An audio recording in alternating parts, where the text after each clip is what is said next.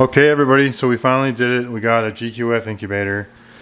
Now before we have a bunch of Nurture Right 360s and a couple other small ones, and that's fine and all if you're just doing, you know, but we're trying to do a massive amount of eggs. So real quick, I'm going to give you guys a little tour of our eggs that we're ready to incubate, and right now it's these. So we got a bunch just ready to go. These are all a couple like less than 2 weeks old, so we need to get them going. Okay, so you guessed it, this is going to be a box opening for a GQF 1502 Sportsman. And the number one thing I'm going to tell you first is these things have some massive staples in them. Okay, so what you do not want to do is take this and drag it across your laminate or hardwood floors. We have tile, but I put it on a rug just to be safe. So these will scratch up your floors. So this box is pretty heavy and most people are going to want to set it down and then slide it. If you got laminate flooring or hardwood, pretty good chance you're going to mess it up. Alright, so reading the outside of the box, let's just go ahead and show you guys a couple things. They say to inspect it within 7 days, and if it's damaged at all, just go ahead and contact them. Don't turn it on. And that tells you what to do first, exactly what to do, and then it's also fragile, so it must be Italian. But just in case. All right, that came off pretty easy. But these are those staples I was telling you about. The back sides of these can catch an edge and cut your stuff off.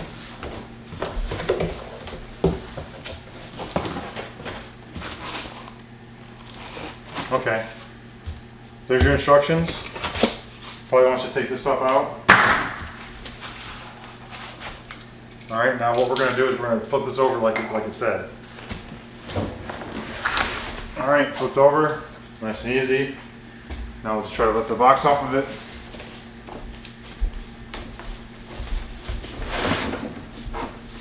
It's always better with two people. Everything's better with two people. Alright, now we're going to flip it back over.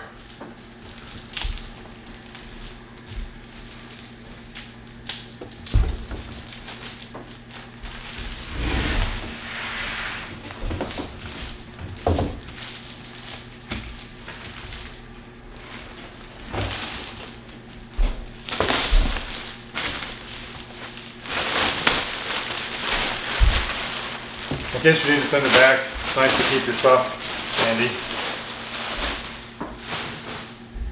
Okay.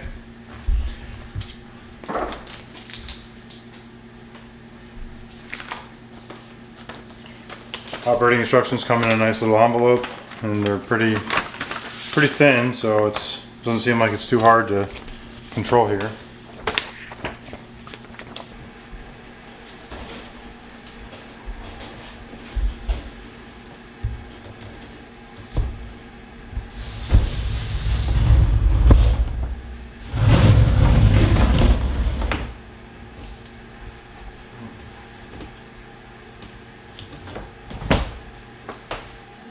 So there's a sticker here that says remove silver screws to open incubator, latch hardware located in hatching tray.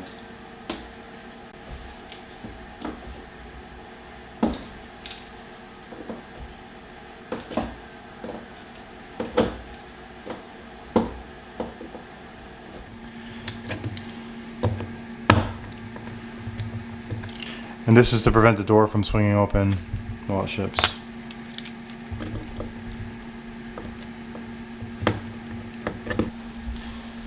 Alright, let's open it up and see what happens. Looks like a...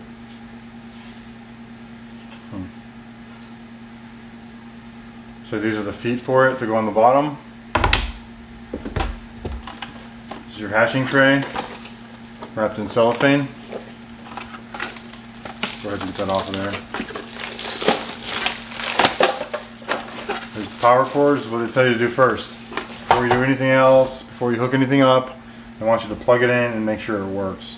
If it doesn't work, you know, there's no point in putting it all together just so that you can, you know, plug it in and find out if it doesn't work. Just go ahead and plug it in. See what happens. Okay, it's plugged in. Let's go ahead and turn it on. You hear it spinning up.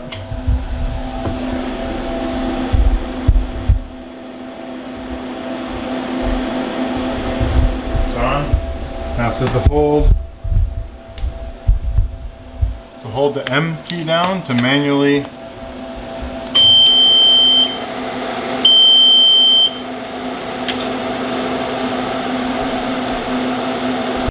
went ahead and installed this. It's very simple.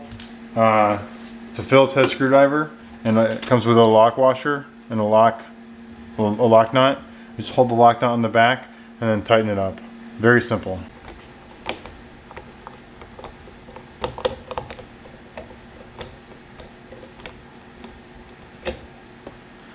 Wood comes off, just a piece of scrap. Looks like that composite decking. So here's the screw it comes with. It's a Phillips head screw, and it comes with a locking nut. Super easy to use. All you have to do is hold the nut down with your hands and tighten up with the screwdriver, and it's good to go. No tools, just a screwdriver.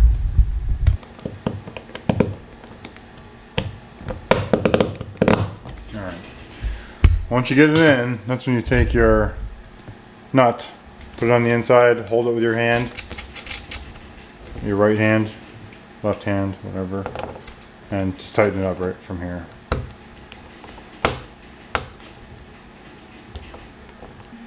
Alright, so the last step is to lay it on its side, unplug it, and put these feet on. So I'm going to go ahead and tighten this up so the door doesn't swing open. Unplug it. Pads are pretty self-explanatory, but they have a little message on here. It tells you how to do it in case you can't follow instructions, but pretty easy. So it does have you put them in a specific spot. So what we'll do is we'll peel this off. This is like one of those things you hang on the wall with like little hooks. I don't know what they're called.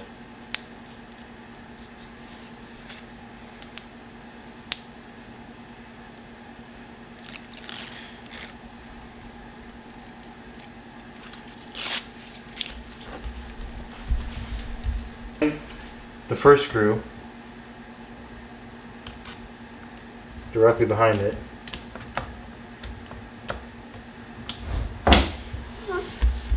And then in front of the last screw.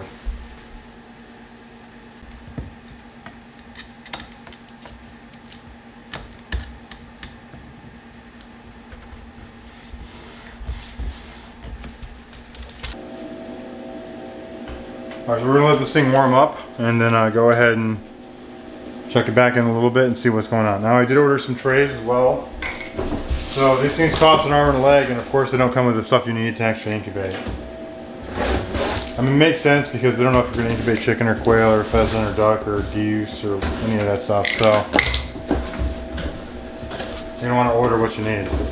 So here's what we ordered, which I think are 6 universal, somewhat large. Alright, so I didn't fill it up, but I got a couple different size eggs. So I have some duck eggs in the back there, and they're holding up pretty well. I got some medium size eggs, or the darker eggs, and I got these green eggs that are really small. So they all fit, which is great. This is the size chickens, and then we can do ducks as well. Probably not quail, but we can do, with these we can do ducks and chickens, which is what we're going to be doing on this farm. Alright, so these are Guinea eggs. We're going to toss these in here first. And we're going to let those guys, they're going to stay in here an extra few days.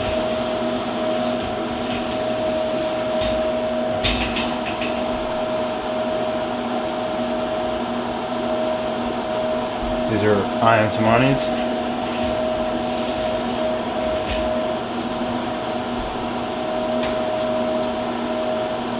These are Rhode Island Reds.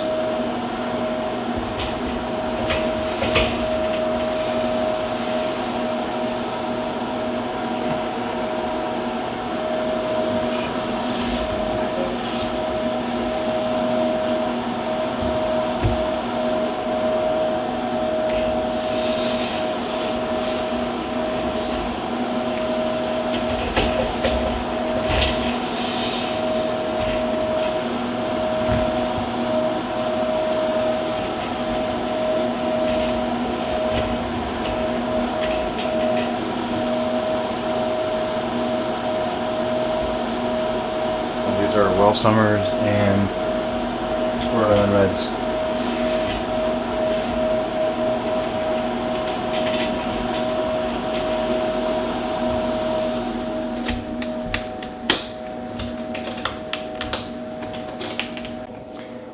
Okay, so it's day 21. We ended up going with the dry hatch because the humidity was just too high to like have it set up for like 40% or 50%. We ended up going with about 60 to 70% humidity in the last 3 days. And today's day 21. We're gonna pull these chickens out of here. Let's get a look at what's going on here. Hug it. Babies. Look at this thing. Everywhere. Oh my goodness.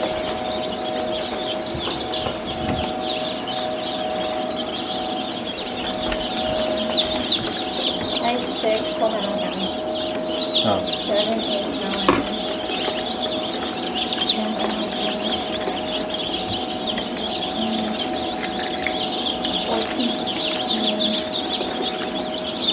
16, 17. Oh, that one's got a spread leg.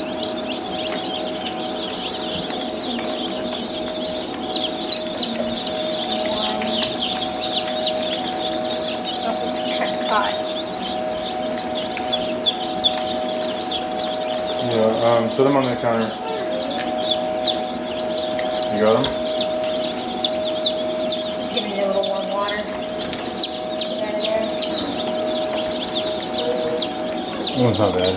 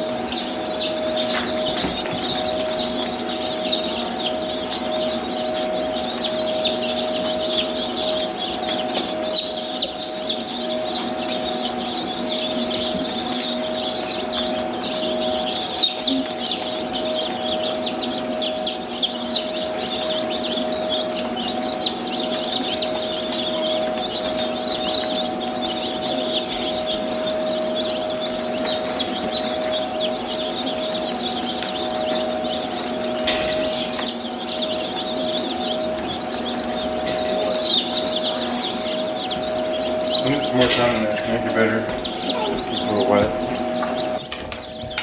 Alright, so there you have it. We got about 70 out of how many eggs you think that was? 100? Well, 3 trays. Those trays But hold. they weren't full, that's what it said. Yeah. And then we still have a guinea tray. Well, we'll have to add it up later. And we'll do that. It's a pretty good hatch rate though so far, and there's still some more hatching.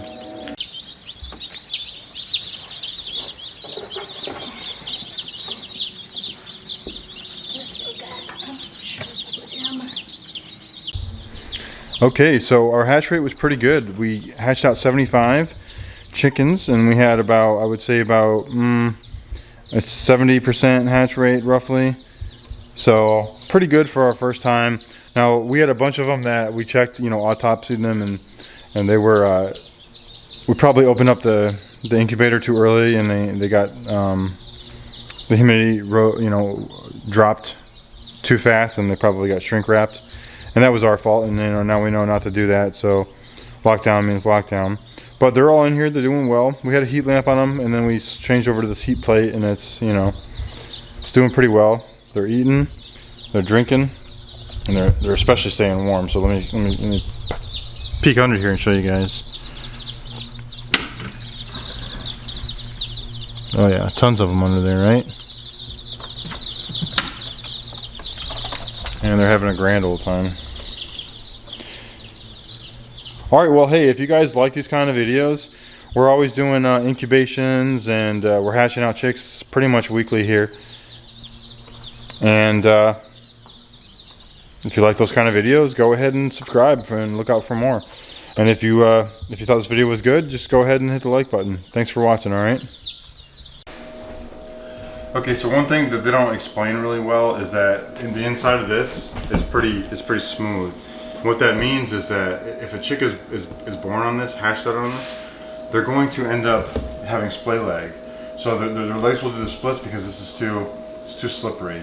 So you can't put cardboard or wax paper or anything like that down in here. Now it does come with like a piece of paper that's attached, and it's very important to buy more of those, or to use paper towels, or in this case we're going to try to cut one of these down and put it in here. Now this is just you know, Walmart, $5. I think it's a so yeah, we're just going to use this. It's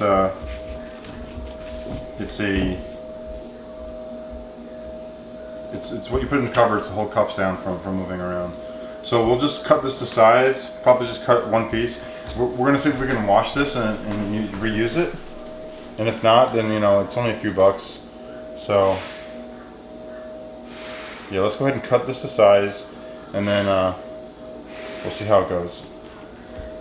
About 140 eggs we're going to try to set in here, so we'll see if we can fit them all in here. If not, we'll stack them on top of each other. We did that last time and it turned out fine. And all these eggs were candled, and all these eggs showed development. So let's go ahead and get them out of the incubator. We have some other eggs in there too, so we can't just leave the incubator open. So we'll go ahead and grab those.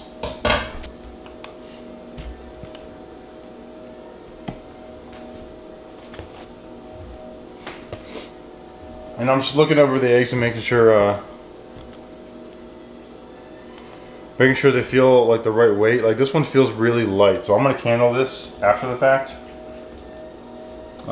And just looking for cracks and stuff like that. So if you have any kind of problems, you don't want to put those in here with the other eggs.